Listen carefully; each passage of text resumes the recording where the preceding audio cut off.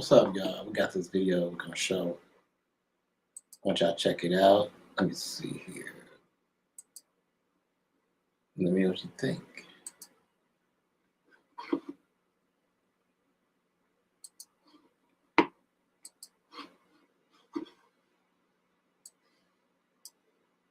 Guys, I don't want to be all corny and cheesy, but is that a little bit of hope I feel? Is that the tiniest bit of hope that I'm feeling at the moment? And the answer to that is yes. And I say that because all of the soft Trump support is melting away at a record pace. Yes, you have the cult. Yes, the cult will never abandon him. But as I always point out to you, the cult is anywhere between 26% and 33% of the country. That's roughly the range that makes up the cult, which means the overwhelming majority of the country is not in the cult, right? Now, a lot of people voted for him, so that means there was a lot of what we call soft support.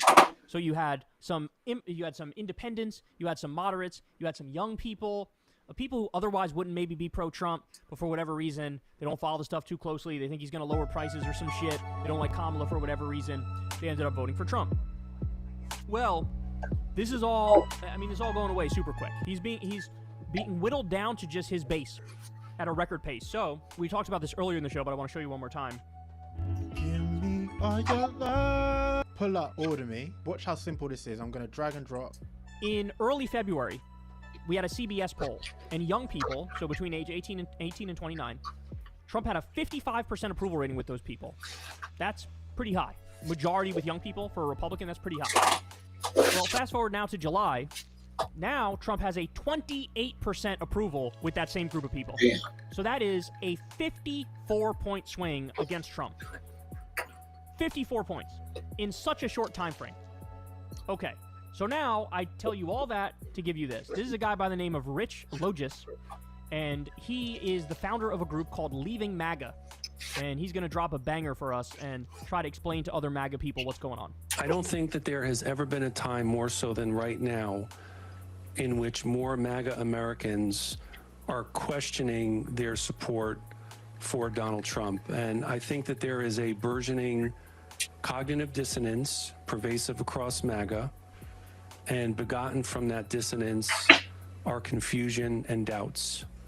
And so for any of those who are in MAGA who are going to see this, and you're wondering if this is in fact the movement that you thought you were supporting, I want you to know that I am with you because I know what you're going through. It's why we founded our organization, Leaving MAGA. We are a community and a destination for people who leave and tell their stories, for those who have doubts, and for those who are related and have close friends who are still in the thrall of MAGA.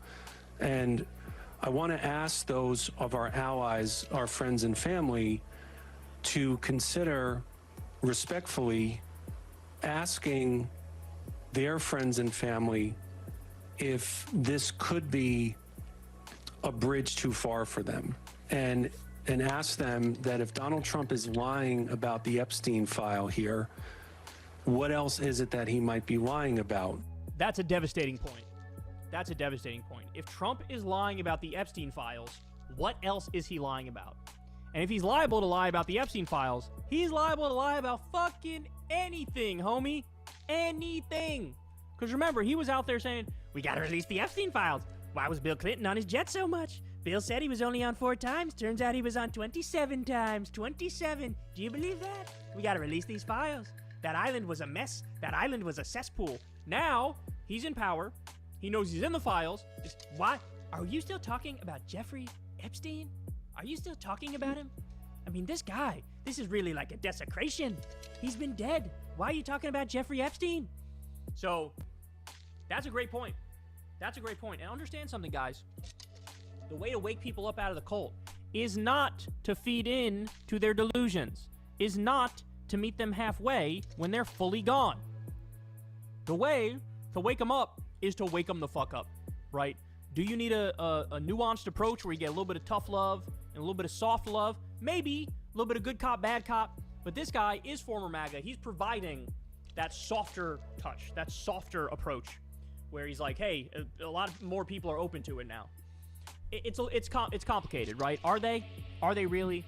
I mean, maybe some, but certainly and there was a great video on this. I wish I could remember who did it.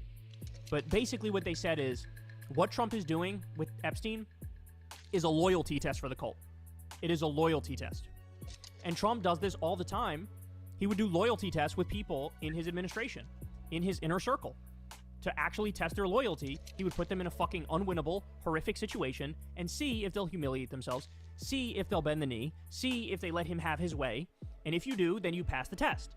And so this is Trump, a total about-face on Epstein, right? It went from release the Epstein files, there's a lot of fishy stuff there too. It's a Democrat hoax, why is everybody talking about it? Move on and shut up.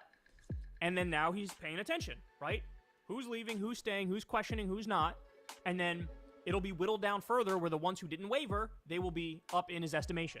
They said that about Dan Bongino. Dan Bongino was uncomfortable with this. He was thinking maybe he'd leave the administration. Now, Trump is like, well, he's sort of on the outs now.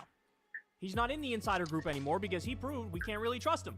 He didn't flip on a dime like I wanted him to flip on a dime. Do you remember that there's such a great analogy here. Do you remember when Mitt Romney, Trump in his first term was considering Mitt Romney for like Secretary of State or some shit like that, and he made Romney have a dinner with him, and then there was that picture of Mitt Romney at the dinner. Trump's making this like literal demonic evil face, and Mitt Romney's sitting there with like this sheepish looking face on, like knowing he's humiliating himself and, you know, dragging himself lower just to even show up to this dinner.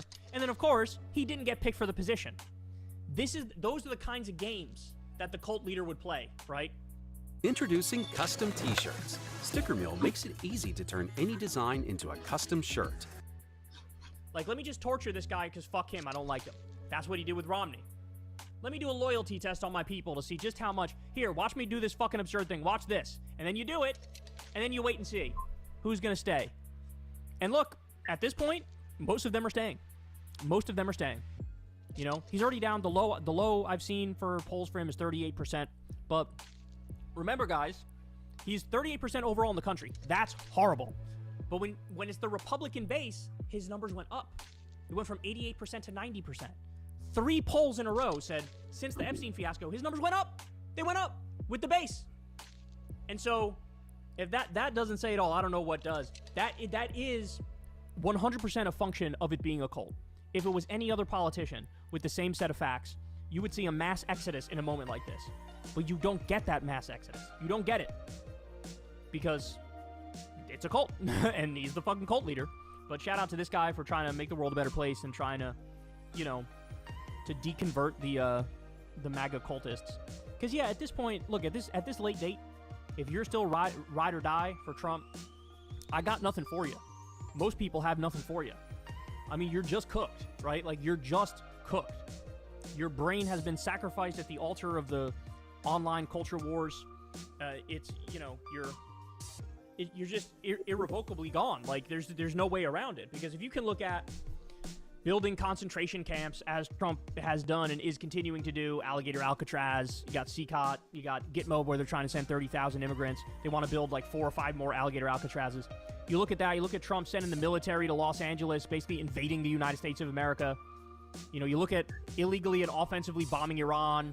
You look at arming Israel and lifting the ban on the 2,000-pound bombs that they use on civilians in Gaza, saying we're going to take over Gaza, threatening Greenland, threatening Mexico, doing a trade war, prices skyrocketing, cutting taxes for the rich while raising it on the bottom 90%, kicking 17 million people off healthcare.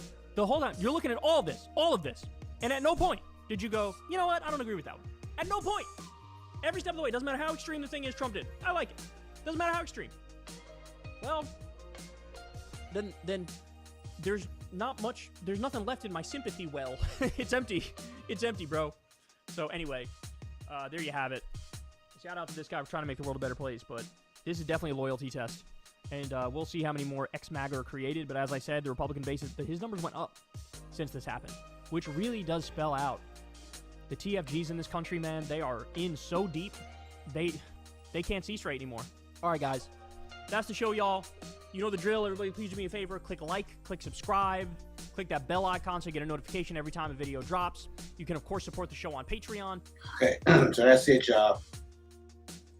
Crazy. One thing that stood out the most is like his approval numbers went up since this happened amongst the base. They're not even trying to see what happened.